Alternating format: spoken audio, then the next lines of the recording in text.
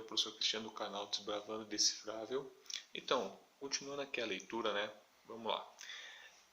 Alguns objetam que, se este princípio for admitido, necessariamente se seguirá não apenas que todos os homens sejam perversos, o que, embora talvez pareça rigoroso, devemos, porém, reconhecer, já que é proclamado com tanta clareza pela Santa Escritura, mas que o são por natureza. O que é ímpio enunciar? Por que seria ímpio enunciar que o homem é mau por natureza? Ele está dizendo isso, dizer que os homens perversos você encontra nas Santas Escrituras, isso está presente.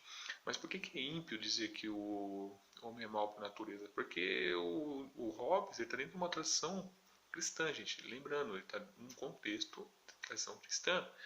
E você dizer que o homem é mau por natureza, está dizendo que o homem tem um defeito, digamos assim, que não digamos, um defeito que ele é constituído como um defeito e logo, né, o seu criador que produziu o homem, ele não seria um Deus bom e ele também não seria, né, um Deus todo-poderoso, porque ele criou uma coisa boa só essa é aquela lógica da ideia da época, né? Uma coisa boa só pode ser uma coisa boa de uma coisa boa. E Deus, se ele fosse, digamos, criasse algo mal, ele não seria bom, certo? E se ele não conseguisse criar digamos, o universo de forma perfeita, digamos assim, ele não seria perfeito. E quando o homem é mal por natureza, está dizendo que o homem, ele basicamente, ele nasceria com um defeito já antes das suas escolhas, antes de tudo que está ligado à ideia de livre-arbítrio, e você estaria imputando a Deus a culpa pelo mal. De certa forma, esse que é o problema, né? Então, o homem não pode ser considerado mal por natureza, porque tem uma questão meio que teológica aí no meio, tá? Por isso que é ímpio por Hobbes dizer isso, e o Hobbes conhecia esses debates, até porque o Hobbes, ele, na sua primeira formação, ele tinha uma formação que ele lia obras direto do grego, do latim, certo? Fez várias traduções e ele conhecia esse debate sobre a questão da origem do mal para o cristianismo, tá? Então, isso é um debate que é muito caro aqui, certo? Não é à toa que muitos vão chamar ele de ateu, certo? Vão acusá-lo, né? Vão acusar que é uma visão ateia, a visão dele, que não tem muito a ver, que não é exatamente isso que ele está dizendo, tá? Mas vamos continuar aqui a leitura. Mas essa proposição de que os homens são maus por natureza não decorre desse princípio. Está dizendo, esse meu princípio, que os homens, que a gente leu na aula passada, e que infelizmente o vídeo cortou, desculpa, né, gente? Mas que o homem, ele desconfia um do outro, certo? Tem uma desconfiança um do outro, certo? E essa desconfiança gera conflito. Isso que ele está dizendo, esse princípio que ele está dizendo, não leva a dizer que o homem é mau por natureza. Tudo bem? Pois, embora os perversos fossem inferiores em número aos justos, no entanto, porque não temos como distingui-los, temos a necessidade de suspeitar, de nos acautelar, de prevenir, de nos defender. Necessidade essa que afeta até os mais honestos e de melhor condições. Ou seja, as pessoas terem desconfiança com as outras não é algo das pessoas más. É algo que está presente também em pessoas honestas e boas. E disso não decorre absolutamente que aqueles que são maus o sejam por defeito de natureza, certo? Então ele está dizendo, uma pessoa não é mal porque ela nasceu mal. Não tem nada a ver uma coisa com a outra. Por isso, de seu próprio nascimento. Porque sendo criaturas meramente sensíveis, elas têm a disposição que ora expõem. Imediatamente, quando puderem, eles desejam e fazem tudo o que melhor lhes agrada. E dos perigos que deles se acercam, eles o fogem por medo, ou com o vigor tratam de repeli-los. Mas isso não é razão para considerá-los maus ou perversos. Pois as afeições da mente, que surgem somente das partes inferiores da alma, não são perversas em si mesmas. Só as ações que delas provêm eventualmente sê-lo, como quando são agressivas, ou ferem o dever.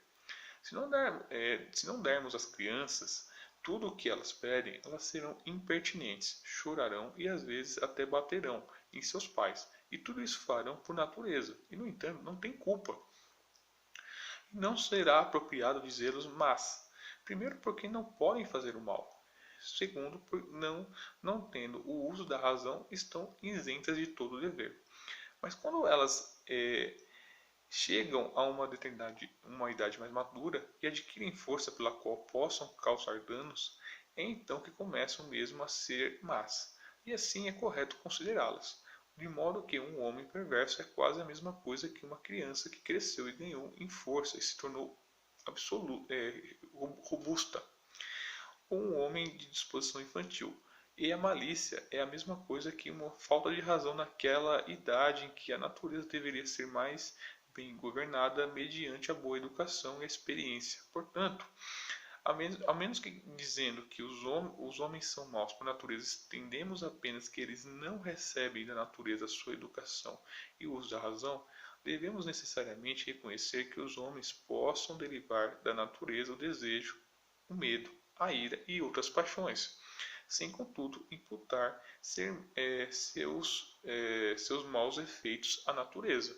Então está dizendo, ó, os homens têm medo, os homens têm ira, essas coisas elas surgem em nós, nós não controlamos elas e elas não são más por si próprias. Elas só são más quando elas geram agressão. Então o Hobbes ele não afirma que o homem é mau por natureza, como eu falei, porque tem um contexto religioso aqui que seria muito complicado ele afirmar esse tipo de coisa. E também os argumentos que ele apresenta, que as paixões que são, digamos, aquilo que vão produzir o mal, mas elas por si só não são necessariamente más, mas só como elas geram ações onde eu tenho uma certa razão, eu sei exatamente o que eu estou fazendo, e isso pressupõe uma determinada etapa da vida que não está ali presente na infância e não se mostra, apesar de eu poder fazer essas coisas como ele narrou aqui.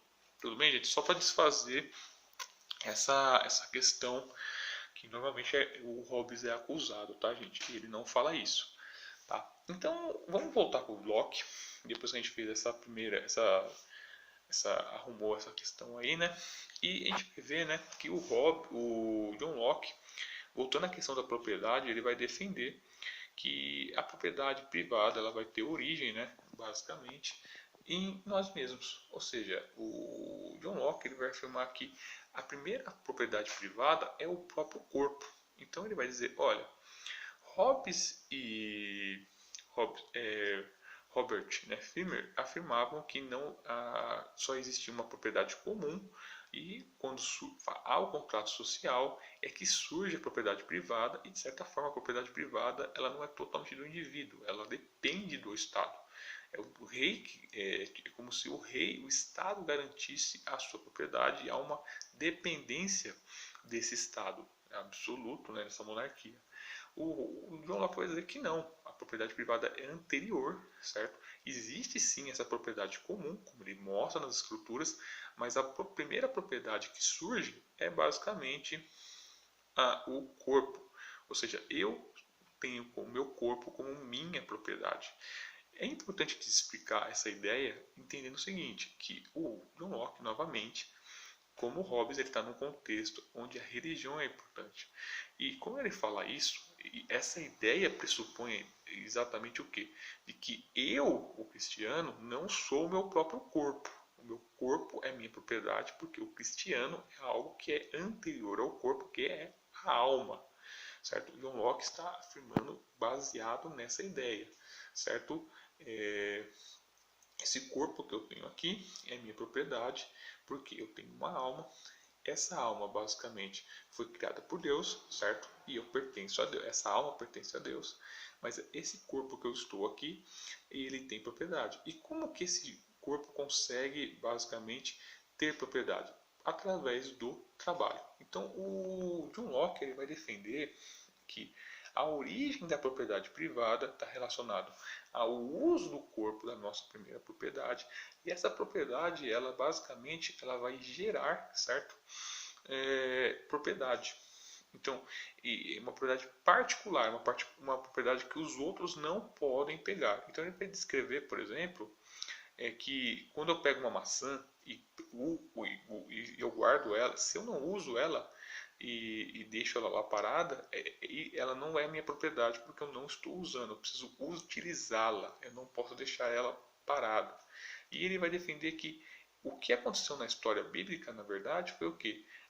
Havia uma humanidade, havia uma quantidade menor de pessoas e os homens foram se espalhando e houve basicamente uma divisão, certo, da propriedade comum em propriedades particulares através do trabalho de cada indivíduo. Vou parar aqui, na próxima aula a gente vai ver as consequências dessa ideia, tá bom? Até mais.